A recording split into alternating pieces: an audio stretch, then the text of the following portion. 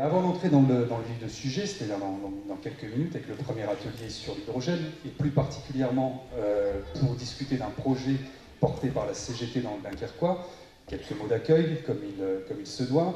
Je vais donc appeler à la tribune Yves Quignon, secrétaire général de l'Union locale CGT de l'arrondissement de Douai, qui va vous dire quelques mots au nom des organisateurs.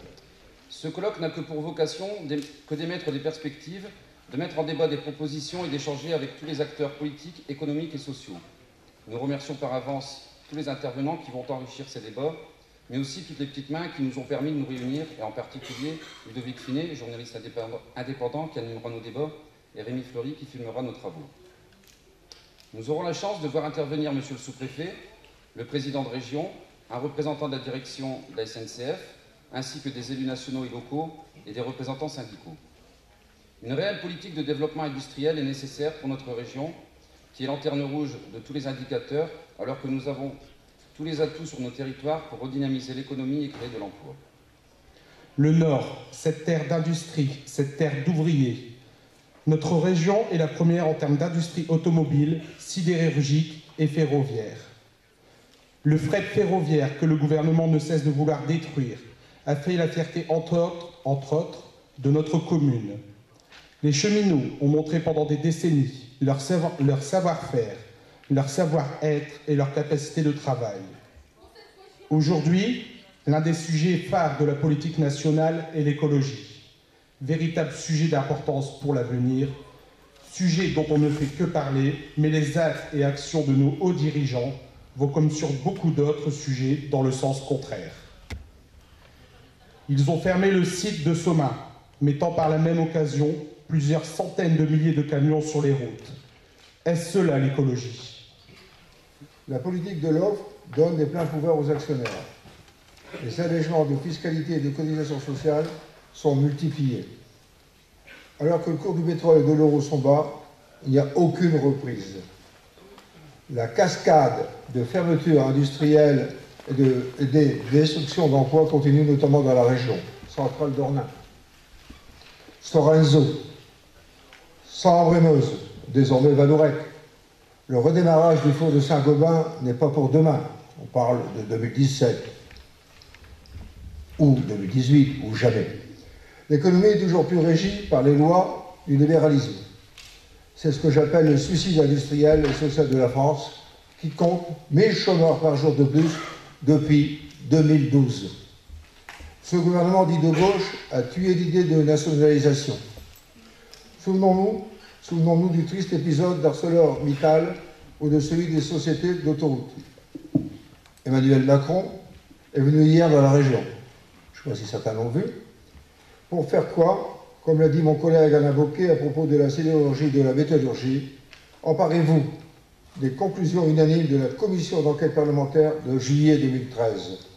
Figure dans ce rapport, pour la souveraineté économique, des propositions comme l'augmentation des droits de douane pour lutter contre le dumping ou encore la prise de contrôle du capital d'entreprises stratégiques. De nombreux salariés continuent de lutter dans le département du Nord et la région pour la sauvegarde de leur outil de travail et ou de leur emploi. Leur combat est aussi celui de toute une population qui ne se reconnaît pas dans ces décisions des uns et les non-décisions des autres, qui provoquent la désindustrialisation emportant progressivement notre pays, ses régions, ses territoires, dans une fuite en avant où se développe l'exclusion, le chômage de masse, la précarité, les bas salaires et les mauvaises conditions de travail. Un véritable terreau qui nourrit le repli sur soi, la haine de son prochain et en premier lieu de l'étranger, dont tirent parti les organisations de l'extrême droite, les xénophobes et fascistes de tout profit. De tout poil, pardon. Cela se devait être dit. Comme cela a déjà été dit en novembre dernier, car rien n'a véritablement changé depuis sur ce point. Je le rappelle, en s'appuyant sur sa campagne sur le coût du capital, la CGT propose de définir des projets industriels de filières répondant aux besoins du pays par le développement de l'emploi, le niveau de production sur le territoire, l'effort nécessaire pour la formation et l'apprentissage, le besoin de recherche et la question du financement. À partir de chaque filière industrielle, des atouts dans les entreprises en matière de savoir-faire et du potentiel existant, de la place des territoires, en particulier les régions, la CGT a ainsi proposé d'élaborer des exigences conjuguant les besoins de reconquête industrielle et projets industriels. Et l'hydrogène s'inscrit dans ce cadre-là. Vous connaissez le Dunkerquois avec son histoire industrielle et aussi toutes les conséquences de la désindustrialisation. Dans ma commune, c'est 24% de chômage depuis 2008, depuis la crise de 2008, et aucun signe d'amélioration en perspective. C'est 40% chez les jeunes de moins de 25 ans, dans tous les quartiers de la ville. Donc c'est quelle perspective d'avenir pour cela?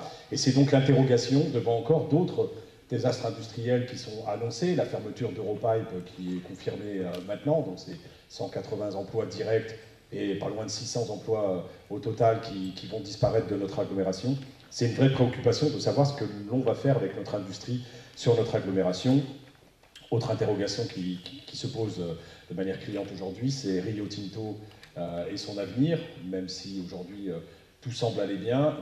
Il s'avère que l'année prochaine, la question du prix de l'énergie dont bénéficie Rio Tinto aujourd'hui sera remis en cause par les règles européennes et qu'une facture énergétique aujourd'hui de 100 millions d'euros par an pour Rio Tinto risque de passer à 160 millions ou 170 millions dès 2016. Donc il y a des vraies interrogations quant à la pérennité du site dans ces conditions-là sur l'agglomération dunkerquoise.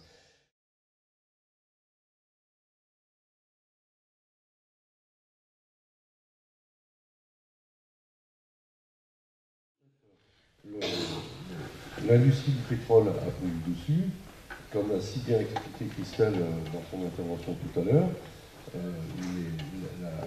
La manne de profit qui a été engrangée par des groupes industriels après toutes les successions de rachats, de fusions qu'on a connues, parce que je rappelle qu'à l'époque, les raffineries, toutes les raffineries, mais quasiment toute la pétrochimie en France était nationalisée. C'est l'argent public qui a créé ces installations-là. C'est la recherche publique qui a développé les projets et déposé les brevets. Et donc tout ça, après, ça a été accumulé dans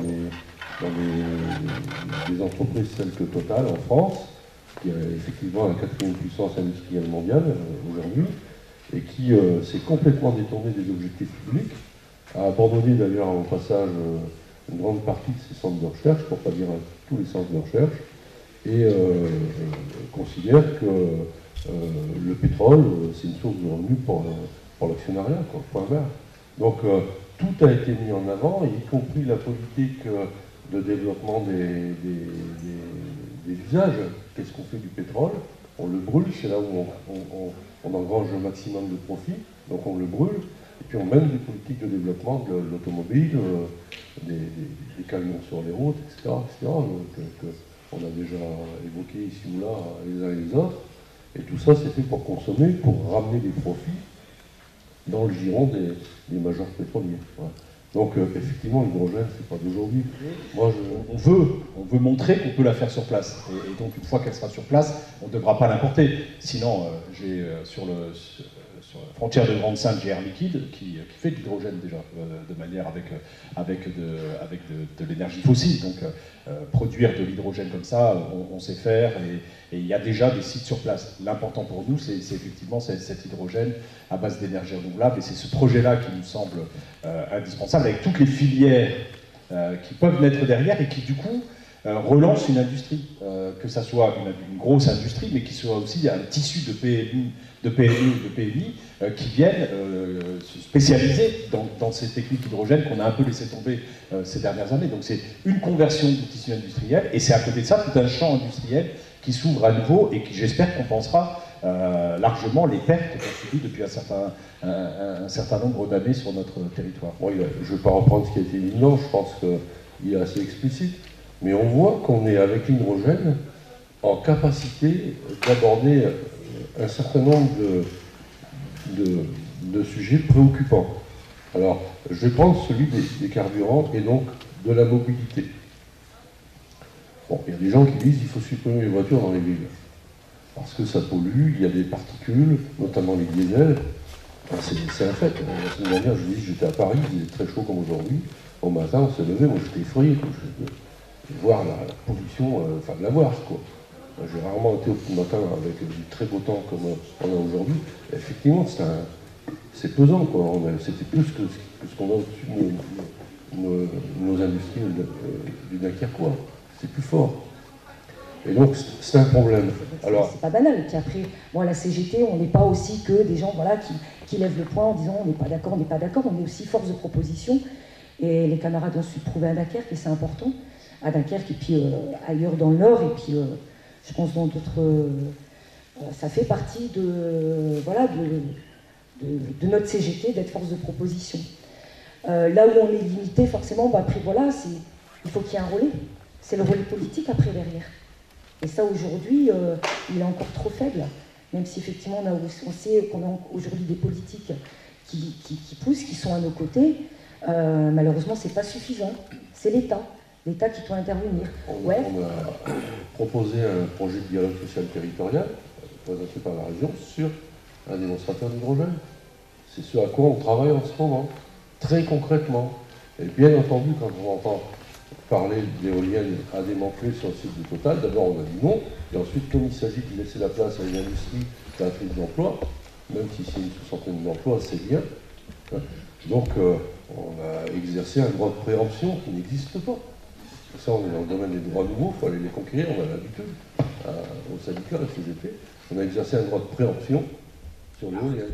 Si on a...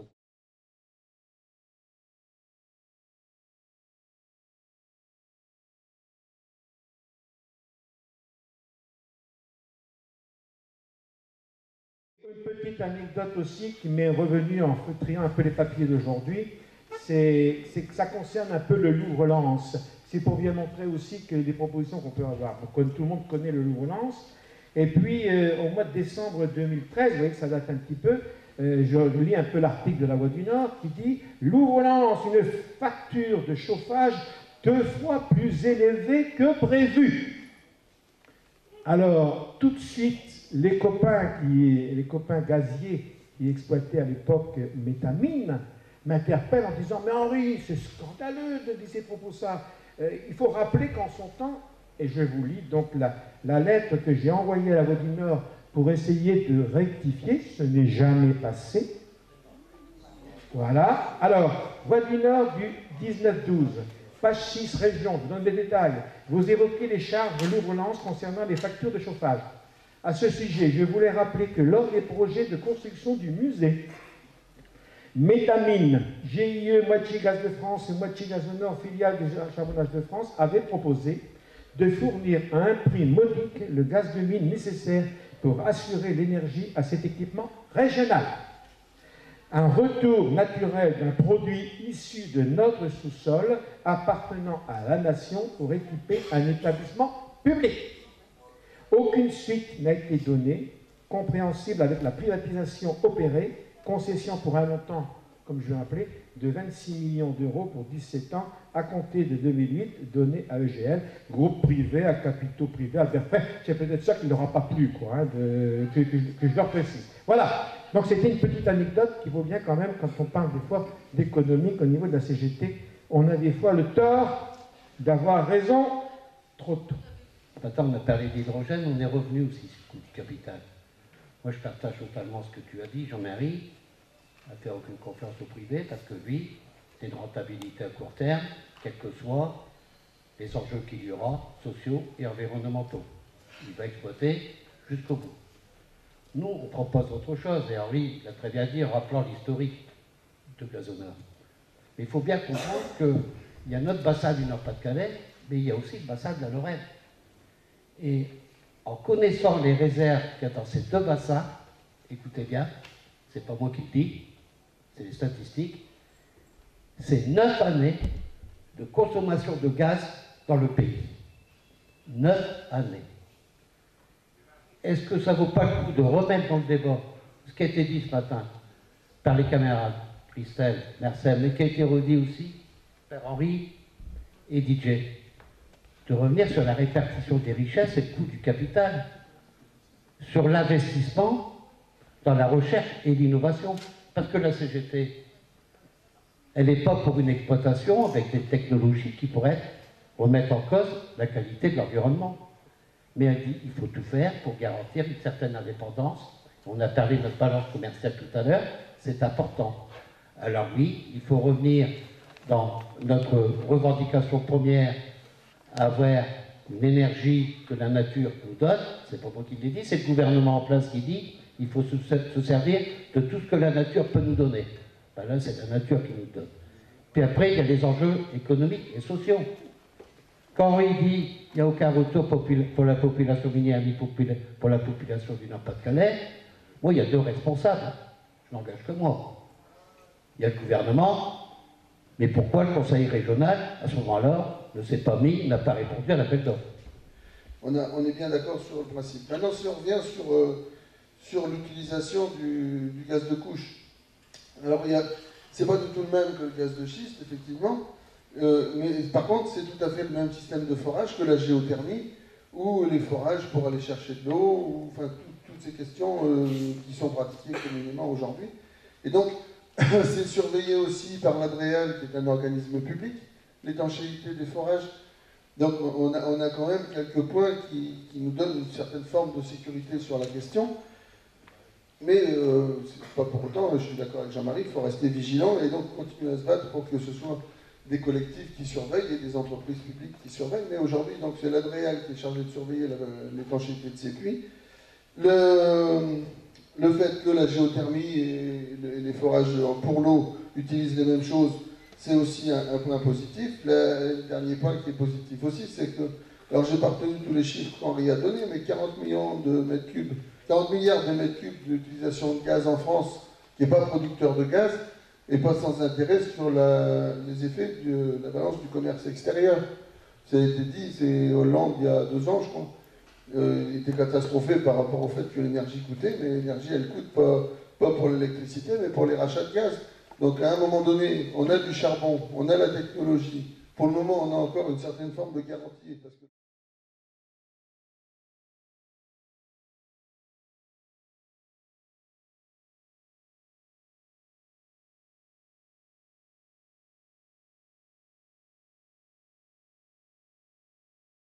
Deuxième colloque, après un précédent que je n'ai pas connu, qui, je crois, s'est tenu à Dunkerque.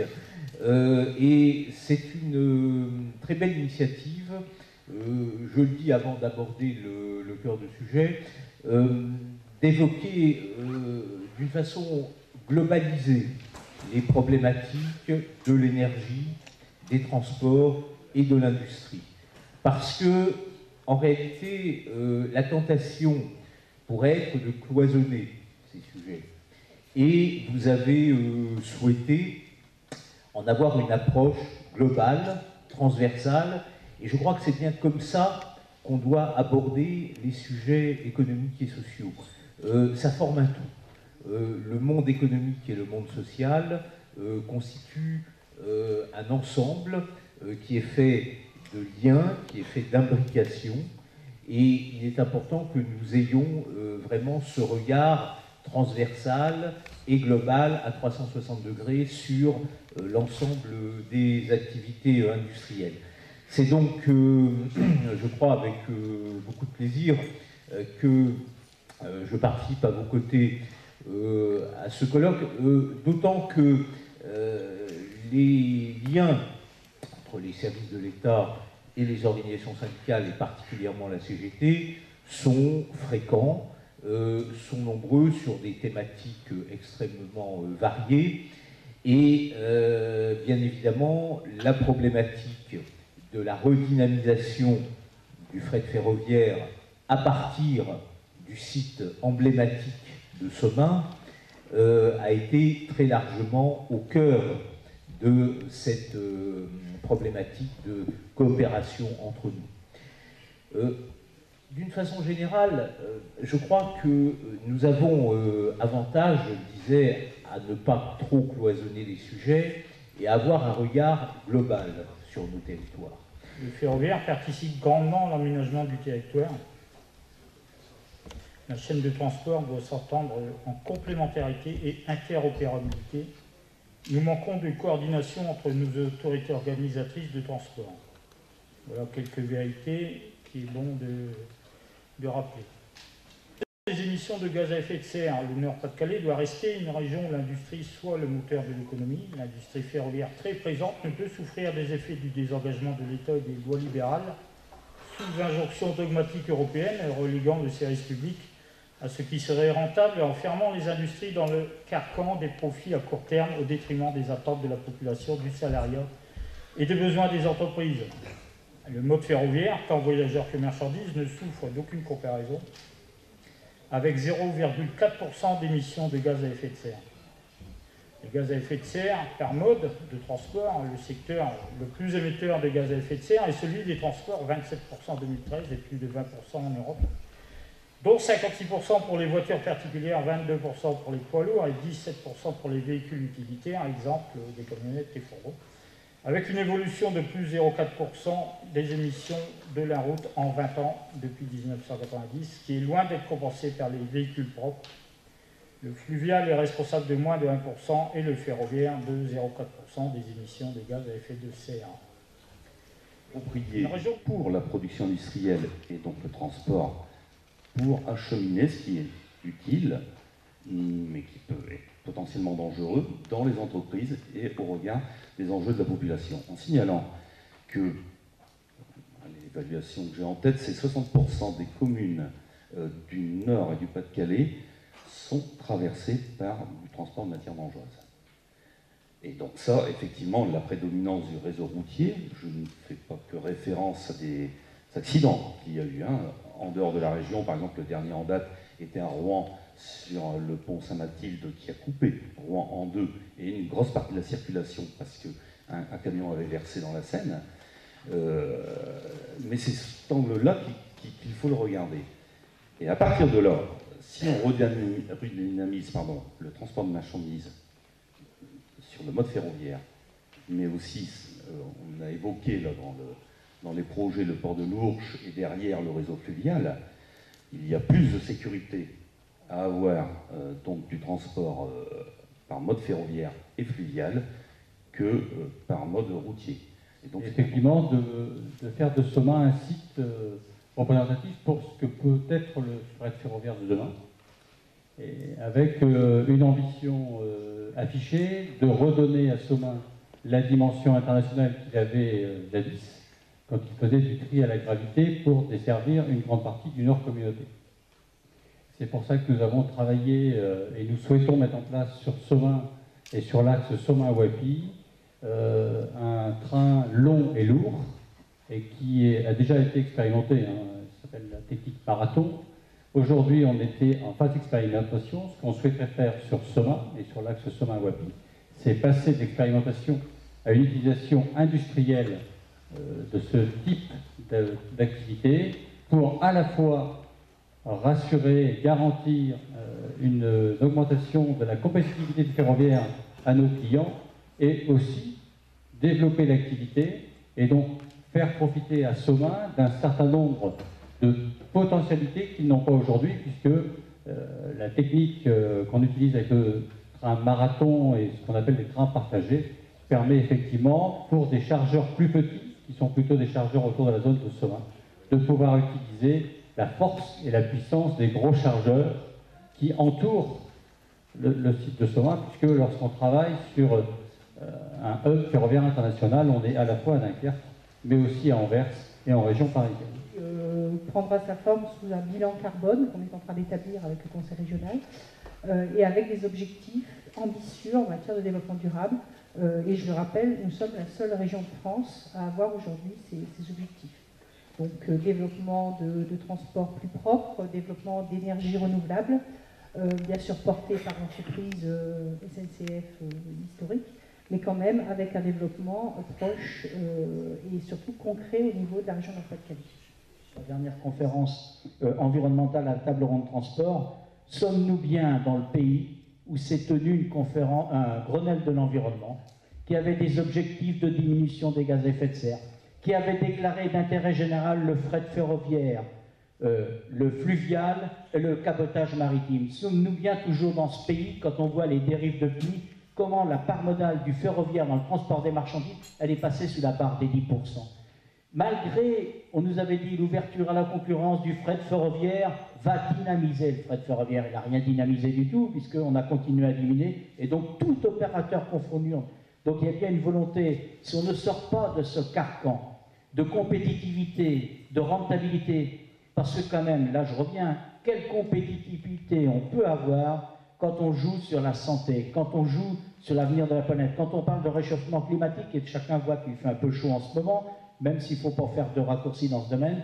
Et donc, si on veut vraiment répondre à ces enjeux environnementaux, si on veut vraiment donner la tonalité à cette COP21, mais au-delà de cette COP21, c'est comment on repositionne les transports dans une logique multimodale, répondant de l'intérêt général, répondant au développement économique et de l'aménagement du territoire qui passe par la réindustrialisation de nos territoires. Ça a été abordé ce matin, ça sera abordé demain.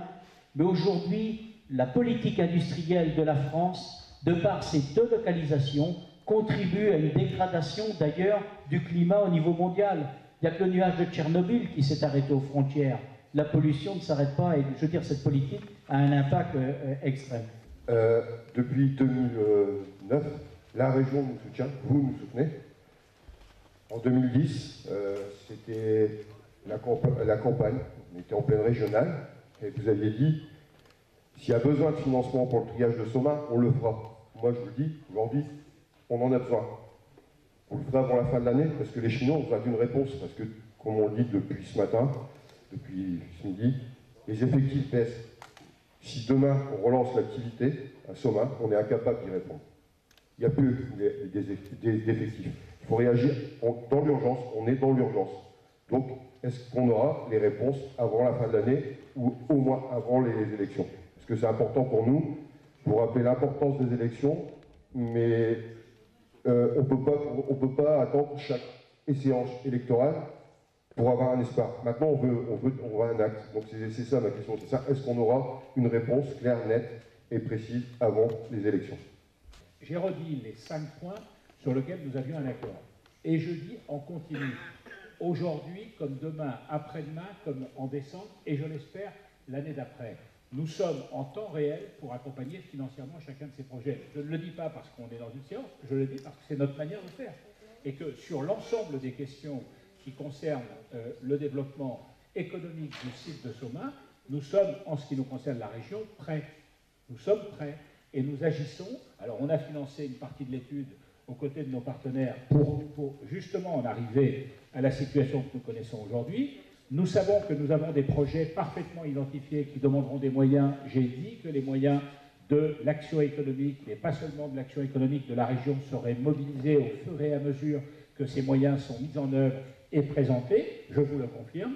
Et troisième point, j'ai ajouté tout à l'heure, et ça c'est un débat avec vous, mais aussi avec la SNCF, à partir du moment où nous avons un projet d'avenir, ce qui a été encore réaffirmé, alors nous n'avons pas le droit de sacrifier le court terme à ce projet d'avenir. Et donc je suis aussi d'accord pour que, aujourd'hui, demain ou en janvier, on soit là pour accompagner le financement du court terme, parce qu'on sait que ce financement n'est pas productif, on sait qu'il n'apporte pas de résultats, mais que pour autant, ça serait foutaise, vous permettez l'expression, de dire qu'il y a un avenir si on commence par tuer le site.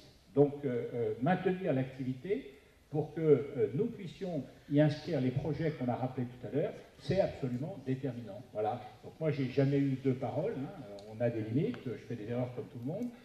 On peut ne pas être complètement à la hauteur de ce qu'on a espéré, mais là, dans ce cas-là, on est tous ensemble dans la même barque, parce que tous, vous les premiers, on aurait aimé que ça aille plus vite. Tous, nous les premiers, on aurait aimé que le débat du moyen terme ou du long terme, tel qu'il a été évoqué sur les trains très longs, soit de notre actualité. C'était déjà de notre actualité à la période que vous aviez évoquée. Et donc, la motivation reste exactement la même, campagne électorale ou non. J'espère simplement qu'on aura l'occasion de le faire ensemble, parce que ce sujet-là, c'est un sujet auquel je suis particulièrement attaché, au milieu d'une centaine d'autres des dossiers industriels de la région qui nous occupent tous les jours.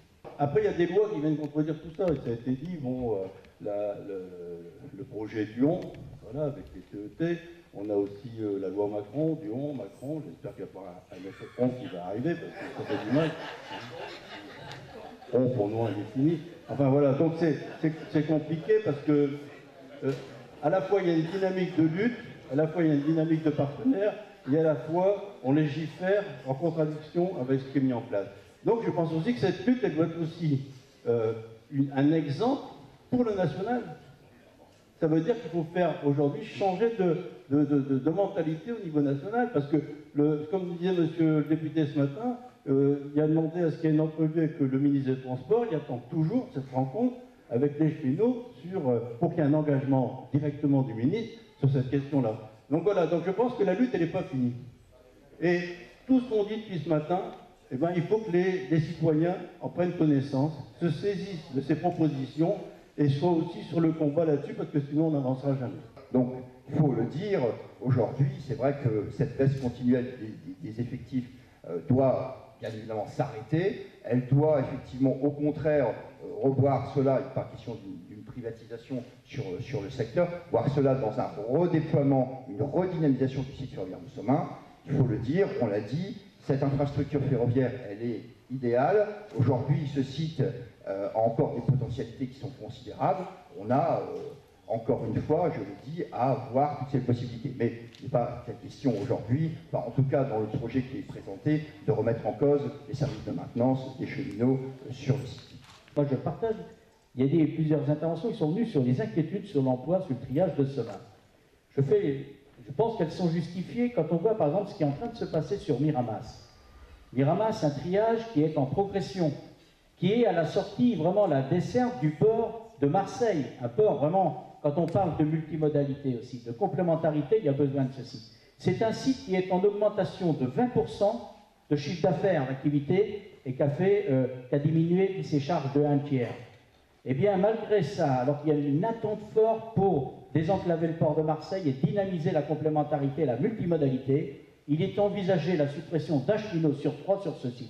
Qu'est-ce qu'on va nous dire comme réponse? Parce que là, on n'est pas dans une politique de déclin, on est dans une politique de croissance. Et malgré cela, ça veut dire qu'on va fragiliser ce site ferroviaire, l'activité fret SNCF, pour répondre aux besoins de développement économique de ce territoire sur les enjeux environnementaux. Donc là, il y a vraiment des questions qui sont posées sur l'avenir. Vraiment, est-ce qu'on veut encore du fret SNCF dans ce pays où on libéralise tout, on met tout à la concurrence? Je vais faire écho à ce que Alain vient de dire, parce qu'effectivement, quand on a des élus politiques qui sont proches des salariés au quotidien, les langages sont les mêmes et sont bien différents de ceux qui sont dans des bulles et qui luttent pour l'ultralibéralisme et pas pour les salariés. Et donc Alain l'a rappelé qu'effectivement tous nos travaux d'aujourd'hui, mais nos travaux aussi du colloque d'hydrogène, elles sont sur des luttes de salariés. Ce qu'on parle, c'est des luttes de salariés de la raffinerie d'Eichland, c'est des luttes des salariés du fret de Somain, mais aussi du fret de Dunkerque et de tous ceux qui luttent sur les frets en France. Il y a des luttes convergentes. C'est aussi, demain, on verra nos camarades travailleurs de la métallurgie, les luttes qu'ils ont menées, et ça veut dire que la CGT, les salariés de la CGT sont en capacité de faire des propositions, c'est ça qui est intéressant dans notre forme de travail, mais aussi de construire des projets. On est bien sur un projet de revitalisation du fret, c'est-à-dire de l'emploi, de développer l'emploi, et pas simplement une activité économique qui irait dans la poche de quelques-uns et laisserait des milliers de salariés, des centaines de salariés sur le carreau. On est sur la revitalisation de l'emploi de notre région, et comme les camarades de Dunkerque, ils sont effectivement sur des débouchés d'emploi. Mais j'y reviendrai. On n'est pas sur des opportunités financières. Monsieur le sous-préfet était intervenu dans ce sens-là, sur son plan État-région ou les fonds européens. On est bien sur quelle réponse aux besoins et de quelle société voulons-nous. C'est ça la question qui est posée au travers de nos colloques et que les salariés portent et que les camarades portent aujourd'hui. Dans quelle société voulons-nous vivre? Et je rejoins Pierre Outéric dans sa réflexion de dire qu'il nous faut une réflexion d'ensemble. Aujourd'hui, on a l'impression que tout est décousu, qu'on prend les dossiers les uns après les autres sans faire de lien. Nos camarades de Dunkerque.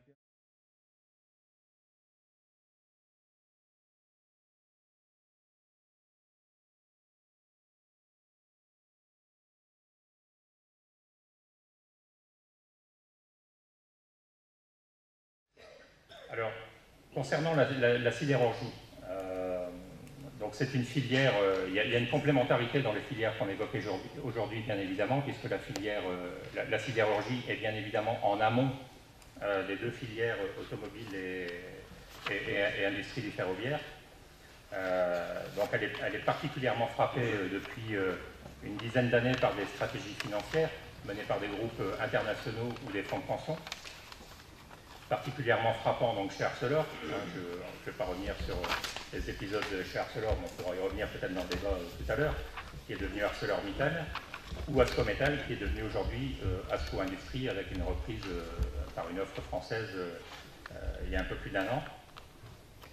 Mais aussi Valdune, Europipe, on en parlait hier, qui est évidemment percuté sur le Dunkerquois. Alors, une filière particulièrement marquée avec le début de la crise fin 2008. Elle souffre de pénurie d'investissement notamment et d'une problématique de renouvellement des compétences, avec des pyramides des âges assez fortement dégradées.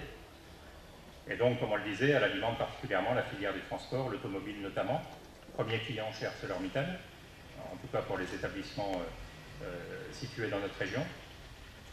L'industrie pétrolière avec Asco Industrie et Vallourec, et le ferroviaire avec Valdune, je disais précédemment.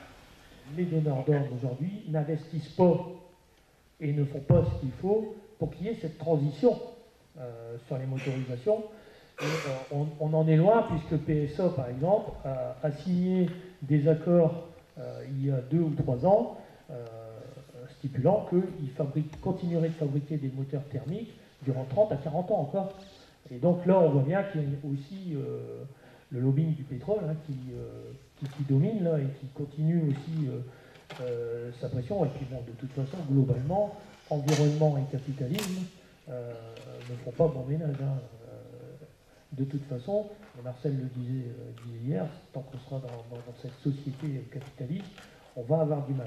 13% de chômage, 35% chez les 15-25 ans. Donc on est sur le tissu industriel. Il faut savoir quand même que la question de l'industrie, des grosses entreprises, elle est nécessaire. On a besoin de répondre à cette question-là. Il faut qu'on garde ce tissu industriel parce que quand on le perd, il se transforme. Et il se transforme souvent en PME, PMI, des petites entreprises de non-droit, beaucoup d'entreprises de moins de 10 salariés, c'est-à-dire avec aucun droit social, pas de droit de représentativité syndicale et d'IRP. Et donc, on a besoin interprofessionnellement, puisque je représente l'UL, donc je parle pour le Valenciennois et moi je parle pour toutes les convergences de lutte interpro, aussi bien pour les camarades de la métallurgie, mais aussi pour le reste, pour tous les autres camarades.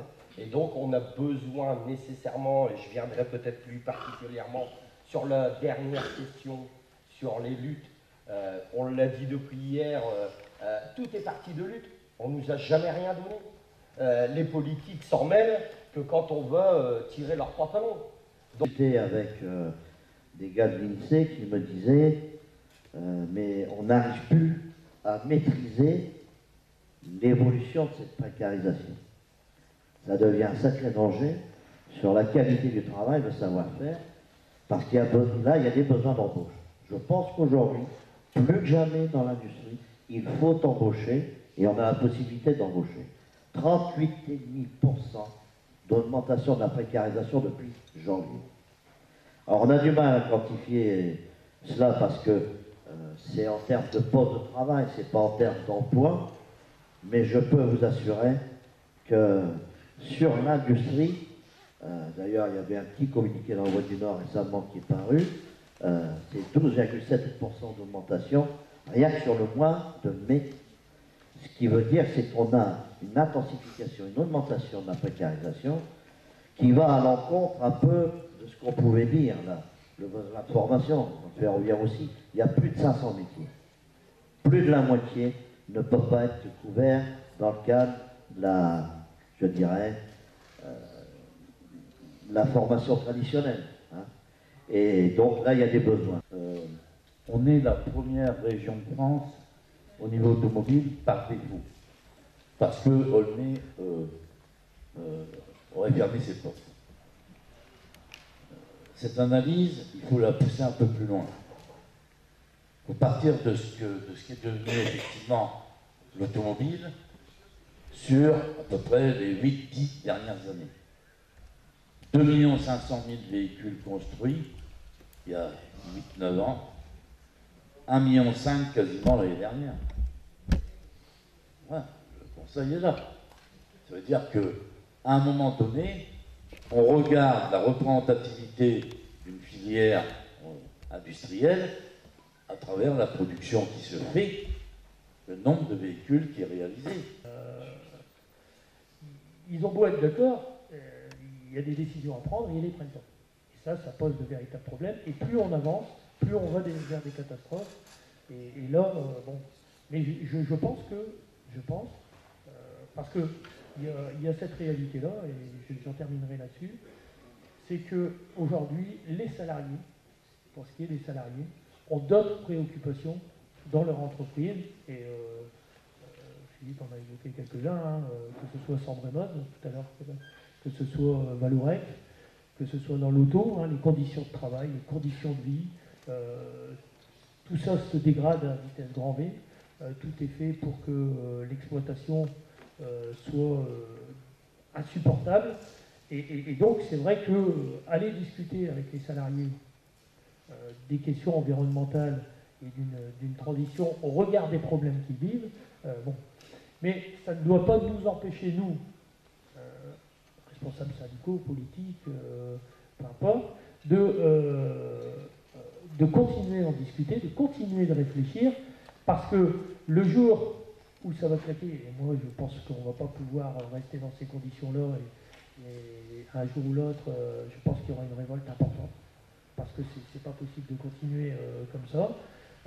Il sera nécessaire aussi de mettre ces choses-là sur la table. Parce que ce sera le moment, et on sait que c'est dans les grandes luttes qu'on avance davantage, et c'est dans la lutte que je pense qu'on réussira, parce que, encore une fois, le rapport de force qui est engagé s'arrêtera pas là. Donc à un moment donné, ça part de l'entreprise, ça part des salariés, de leurs revendications, de leurs besoins, parfois malheureusement trop tard, parce que on est déjà parfois dans le gouffre quand on commence à se mobiliser, ce qui est parfois dommage, parce que la situation, on pourrait parfois la prévoir en amont, économiquement. Et à côté de ça, il y a les aides publiques, j'y reviendrai peut-être tout à l'heure, le cas Vallourec, 1,7 million d'aides publiques, aucun contrôle, rien, on s'engouffre, on donne de l'argent public, mais à côté de ça, on décide de licencier parce que c'est une multinationale, parce qu'il y a un plan mondial, et qu'on a fait des petites croix, Aulnois, Valenciennes, 550 salariés sur toute la France. On a décidé de faire des croix et de savoir où on va retirer l'emploi. Donc on a besoin de perspectives là-dessus. La question du détournement des richesses de l'entreprise, puisque là on est lancé à la CGT, et je crois d'une manière profonde et d'une belle manière sur une campagne sur le coût du capital, pour s'opposer au débat ambiant et pourrissant sur le coût du travail. Et je crois qu'on démontre tous les jours que les richesses de l'entreprise sont détournées par rapport aux nécessités d'emploi, de salaire, mais aussi, c'est des questions extrêmement importantes pour nous, c'est des questions d'investissement et de recherche-développement, c'est-à-dire la part de la richesse créée dans l'entreprise qui revient sur ces leviers-là, parce qu'on est à la ramasse là-dessus, et évidemment, ça s'accompagne de phénomènes de délocalisation, Thierry l'a dit, mais c'est évidemment largement valable pour la filière sidérurgie, pour la filière automobile, des phénomènes de délocalisation, et on presse au maximum ici les citrons dans les entreprises en ne donnant plus les moyens, les leviers nécessaires pour avancer. Et la question du contrat de travail est au centre de ces revendications, hein, pour le patronat, et notamment aujourd'hui, il serait même question de remettre en cause la subordination. Ce qui veut dire que l'anéantissement du contrat de travail tel qu'on le connaît aujourd'hui, puisque si cette question-là est remise en cause, évidemment, bon, et c'est pas pour avancer dans le bon sens. C'est bien beau de vouloir privilégier le routier, mais en termes de coûts, en termes de pollution, en termes de sécurité, même en termes de coûts, je le dis, et d'ailleurs les interventions hier très intéressantes sur la sous-évaluation du routier, je crois qu'on fait une énorme erreur stratégique de la part du gouvernement et du politique sur les choix qui sont en train de faire. À un moment donné, vous voyez, on peut regarder ces questions-là par tous les bouts, mais ce qu'il faut surtout, c'est développer nos idées, et après, c'est mobiliser, parce que c'est évidemment par la lutte qu'on va faire avancer les choses. Et sur l'emploi, parce que ça peut être des emplois précaires, la politique qu'il mène aujourd'hui, effectivement, comme le disait Ludo, c'est essayer par tous les moyens de nous mettre, d'arrêter les CDI et de mettre des contrats qui sont liés à la durée du véhicule. Ben, nous, on a engagé une lutte chez nous déjà au niveau des SNWM. Il y a une centaine d'intérimaires aujourd'hui. En un mois de temps, on en a syndiqué plus d'une trentaine. On est en train de les organiser avec les salariés de l'entreprise, avec une mobilisation qui se prépare à partir du mois de septembre sur la transformation des contrats longs en intérim en contrats CDI. Voilà. Et cette bataille, on va l'amener jusqu'au bout. Et on a une force, c'est que quelques heures d'arrêt chez nous, c'est l'arrêt de tous les donneurs d'ordre de chez Renault et de chez Peugeot. Donc on ne va pas se gêner sur ces questions-là. Voilà.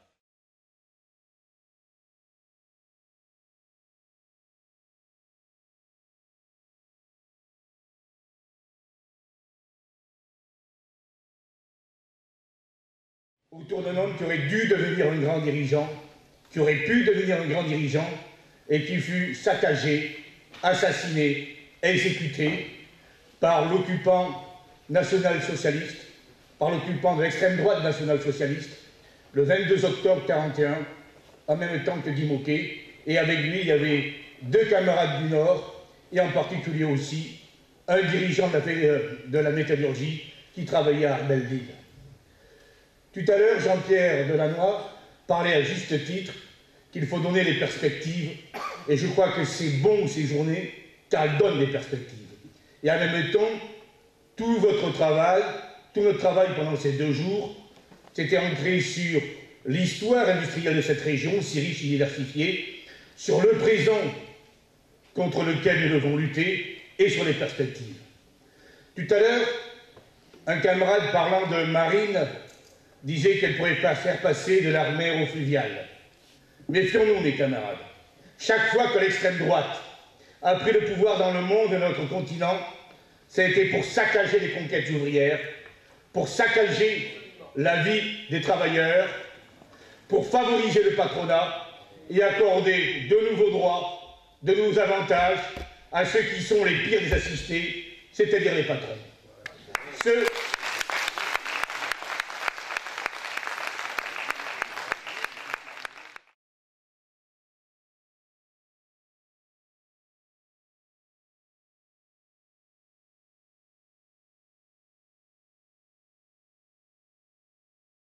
Nous avons fait plus d'une fois sur des projets de GPEC, comme à la Voie du Nord, en mettant en avant le développement des compétences et des qualifications, maintien des emplois et des activités, entre autres. Actuellement, nous travaillons avec nos camarades du port de Calais, les marailleurs, où aujourd'hui, évidemment, nous traitons en fait sur la reconnaissance en fait, des compétences par le biais d'un diplôme ou d'un titre. Je tiens à être clair. On l'a entendu ce matin, le lien avec nos camarades des syndicats, des professions et des structures s'impose. D'autant plus que, dans les mois à venir, la question de la future région et de ses conséquences, je pense qu'on en parlera là tout à l'heure, en termes d'emploi, entre autres, sera un des sujets qui sera évoqué. En ce qui concerne la formation professionnelle, évidemment, les financements existent. Mais, je vous rappelle, que cet accord national interprofessionnel du 14 décembre 2013, où seule la CGT a pris la décision de ne pas le signer, s'impose malheureusement, puisque aujourd'hui, dans les entreprises, je tiens à vous le rappeler, il n'y a plus de plan de formation pour les entreprises de plus de 300. Alors à mon avis, en fait, il ne faut pas qu'on s'arrête là-dessus, puisque bon, on a des moyens justement de pousser, puis c'est bien pour ça qu'on a la CGT, mes camarades. Aujourd'hui, on a des possibilités justement de pousser encore plus, d'aller sur du revendicatif. Et donc, À mon avis, nous avons besoin, et je partage, de rappeler à la responsabilité des employeurs sur la formation dans le cadre de l'adaptation et le maintien de l'emploi, voire le développement des compétences suite à l'arrivée des nouvelles technologies. Et ça, c'est un des sujets qu'on devrait évidemment porter haut et fort. Pour exemple, actuellement, le patronat accompagné de leurs acolytes, je ne vais pas vous les citer, souhaite dévoyer ce nouveau dispositif que vous avez certainement entendu parler, le compte personnel de formation, qui, je vous le rappelle, appartient à l'individu. Donc voilà. N'échappe pas à cette règle. Aussi, on peut dire qu'avant d'être nationale, l'éducation est capitaliste. La formation répond non pas aux besoins, et on l'a déjà vu ce matin en partie, de la population des jeunes et d'une économie nationale indépendante, mais aux besoins du patronat local. Et plus généralement, elle répond aux besoins du capital financier mondialisé. C'est une école capitaliste au service exclusif des capitalistes. C'est ce que démontre la destruction petit à petit, et aujourd'hui, en plus, le mouvement s'accélère, des filières industrielles au profit du tertiaire. C'est-à-dire que dans un pays sans industrie, il n'y a pas besoin de formation professionnelle industrielle. Dit autrement, la destruction de l'industrie entraîne la destruction de pans entiers de formation professionnelle. Le bac professionnel le plus couru aujourd'hui, et on a encore vu dans les résultats d'orientation cette année, est le bac commerce. Technique commerciale, technique de vente, etc. Alors que les lycées qui proposent des activités industrielles, chaudronnerie par exemple, usinage et toutes les techniques industrielles, peinent à recruter des élèves. En effet, pourquoi les adolescents s'orienteraient-ils vers des filières qui, en bout de course, ne leur offriront que chômage ou emploi déqualifié et précaire? Du moins, c'est ce qu'on leur dit. C'est ainsi que le patronat, l'État et les pouvoirs locaux, unis dans un même élan, peuvent clamer à l'unisson qu'il faut fermer les filières professionnelles industrielles. C'est ce qu'ils font, comme à Huascal. Et là, on parle de chimie, on parlait de l'hydrogène hier. Il n'y a rien pour préparer et qualifier les travailleurs sur ce sujet-là. Aujourd'hui, par contre, concernant l'industrie, nous sommes en perte de vitesse également. Pourquoi? Parce qu'on forme aux métiers plus traditionnels, on va former des chaudronniers, des piloteurs, des soudeurs, des usineurs plus traditionnels, mais on ne va pas former aux nouvelles techniques, entre autres d'usinage, numérisé, etc., ou très peu. Concernant le transport et la logistique, ça a été dit, là on est bien implanté, et même très bien, surtout dans la région. Il ne faut pas non plus raccourcir l'AFPA au centre de Quentin, ce serait une erreur, mais dans la région on a un dispositif quasiment de 50 formateurs qui forment des chauffeurs de poids lourds ou véhicules des autocars à plein temps, ce qu'on peut appeler un gros dispositif.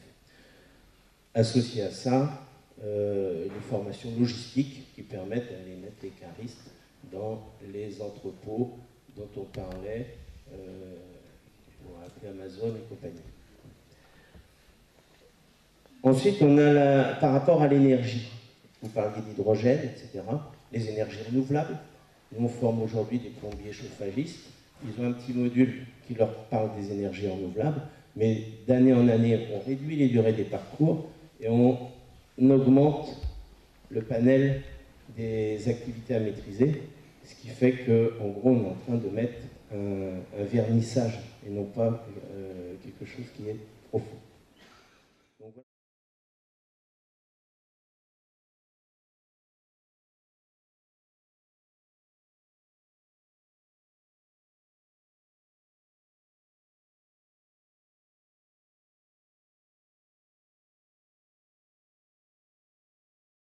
Il faut maintenant y ajouter un élément supplémentaire, c'est celui des enjeux environnementaux avec la nécessité de réduire les émissions de gaz à effet de serre.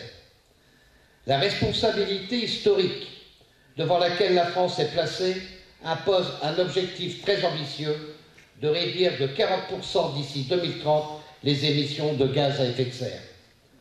Les projets portés par la CGT vont dans ce sens. Développement industriel, énergie, transport et réponse aux besoins en association avec le respect de l'environnement. En passant par la volonté du groupe Total de fermer la raffinerie des Flandres, la volonté du groupe allemand E.ON d'arrêter la production d'électricité sur son site d'Ornain, le désir de la SNCF d'abandonner les activités fret et le wagon isolé sur le site de la gare de triage de Somain, l'ensemble des projets industriels portés par la CGT prennent naissance dans les luttes des travailleurs pour conserver leur emploi industriel, leur outil de travail, leur industrie. Notre colloque Énergie, Transport, Industrie, qui se veut être un point d'étape au débat, se situe dans le prolongement du colloque Projet industriel dans le Nord, filière hydrogène et réduction de gaz à effet de serre. Mais aussi et surtout dans le prolongement des mobilisations de ces 10 dernières années pour la sauvegarde de l'emploi industriel et de l'industrie. Les nombreuses grèves qui ont permis, entre autres, de maintenir sans être exhaustif l'imprimerie nationale à Flers-en-Escrobieux, la production de zinc à Aubille-Nicorps, la gare de Pont-de-la-Deuil, la gare voyageur de Pont-de-la-Deuil, l'industrie ferroviaire à Douai avec Arbel-Fauvérail, nous en avons discuté. J'insiste sur cette réalité, car à l'image de nos prédécesseurs, de celles et de ceux qui nous ont laissé un formidable héritage qui a pris ses racines dans le programme du Conseil national de la résistance, dont nous avons célébré le 70e anniversaire de la tenue de la première réunion le 27 mai dernier, la CGT lutte aux côtés des salariés qui refusent la résignation, qui refusent de subir, tout en faisant des propositions industrielles que nous mettons en débat depuis plus de 8 années, comme nous l'avons fait pendant ces 2 jours. À la Libération, partie intégrante du programme du Conseil national de la résistance, la nationalisation d'EDF s'est faite autour du thème « Une nationalisation pour engager une politique énergétique et ambitieuse pour la France ».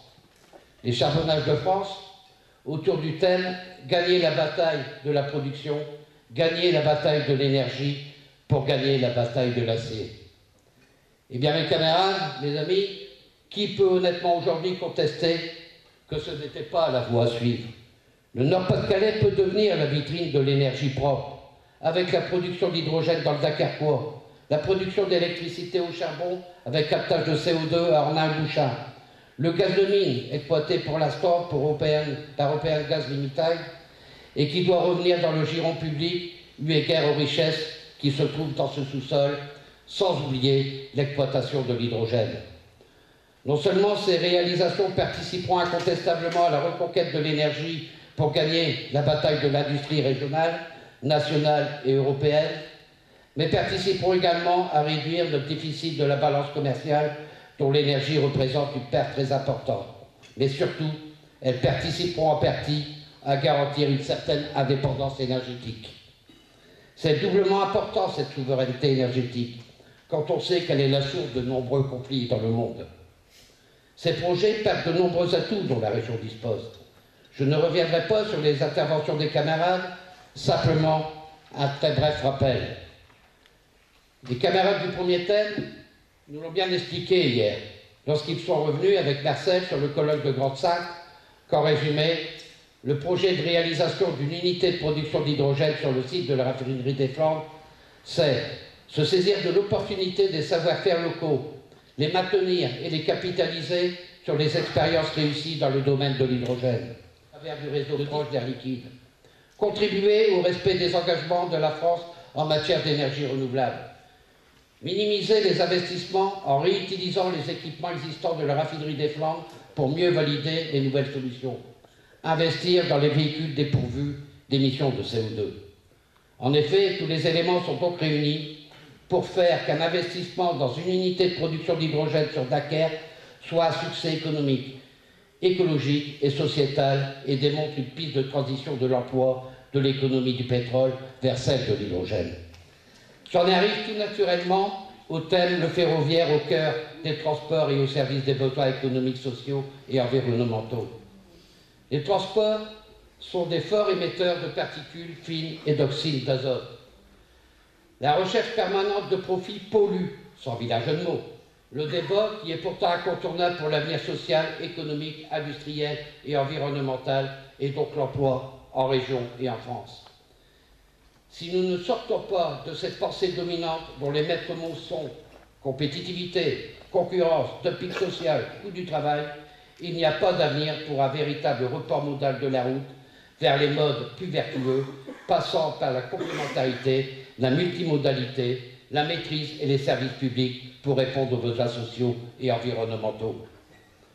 Le secrétaire d'État chargé des Transports aurait décidé de poursuivre le projet Canal Seine-Nord, c'est l'Arlésienne, en prenant des décisions pour organiser la phase opérationnelle du chantier avec l'objectif d'un lancement en 2007. Nous pouvons regretter l'absence parallèle d'investissement dans les ports français, dont bien évidemment ceux de la région, comme nous prenons acte que les ponts qui surplombent le canal Dunkerque-Escaut ne seront pas rehaussés pour permettre aux péniches de grand gabarit de naviguer sur celui-ci afin de rejoindre le canal Seine-Nord. Dans la logique de réduction des émissions de gaz à effet de serre et de l'intérêt économique et social, il faut impérativement développer le fret ferroviaire à partir du port de Dunkerque, tout en se rendant à l'évidence, car les infrastructures routières sont saturées et c'est aussi une question de santé, de bien-être collectif pour les usagers de la route et surtout de sécurité pour eux et leurs passagers. Ce projet de grande envergure doit absolument mettre en perspective une organisation du transport multimodal et complémentaire, fer, voie d'eau, en France, route portuaire cohérente à partir de ces plateformes multimodales et des ports maritimes, GPM du Havre, Rouen et Dunkerque, ainsi que le port de Calais, et des ports fluviaux, port autonome de Strasbourg et de Paris, port de Lille. Leur mise en relation avec ceux de l'Europe du Nord, notamment les ports du Benelux et ceux vers l'Est, Rhin-Danube, suppose un réel maillage multimodal et complémentaire des infrastructures qui restent à concrétiser pour créer les conditions du développement économique, social et environnemental des territoires à l'appui d'une politique industrielle et d'aménagement des territoires. Les géants du Nord, Anvers, Rotterdam et Hambourg, avec leurs propres capacités, ne doivent pas se renforcer au détriment des ports de l'axe Seine. Pour que ces décisions permettent à la France, à notre région, d'être au rendez-vous des défis européens, par la construction de ce projet d'ampleur qui répond à l'ambition du transport fluvial et du report modal des marchandises, il faut que nous portions l'exigence que cette nouvelle infrastructure permette à la fois l'implantation de nouvelles industries, vecteurs de création d'emplois et de services publics et le développement des ports français. Nous avons besoin de projets de transport fluvial au service de l'industrie, de l'activité économique et de l'emploi dans les territoires et du tourisme. Créer, c'est résister, résister, c'est créer. Avant de passer au film, je vous remercie de votre attention, mais surtout de votre participation à ce colloque. Et je tiens particulièrement, au nom des structures organisatrices, à remercier toutes celles et tous ceux, nos camarades qui étaient sur le côté et qui ont permis par leur dévouement à ce que ce colloque se déroule dans de bonnes conditions. Alors camarades, créons, résistons, résistons, créons.